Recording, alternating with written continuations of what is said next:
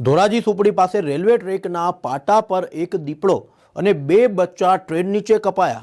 ધોરાજી સુપેડી વચ્ચે railway track પર દીપડો સાથે બે બચ્ચા ટ્રેનની હડફેટે આવ્યા। રેલવે વિભાગ દ્વારા ફોરેસ્ટને જાણ કરતા ફોરેસ્ટ વિભાગ ઘટના સ્થળે પહોંચ્યો। ફોરેસ્ટ વિભાગ દ્વારા દીપડા અને તેમના બે બચ્ચા કપાતા પીએમ અર્થે લઈ જવામાં આવ્યા છે। ફોરેસ્ટ વિભાગ દ્વારા દીપડો અને બચ્ચા ટ્રેક ઉપર કેવી રીતે આવ્યા તે અંગે હાલ તપાસ હાથ ધરાઈ છે।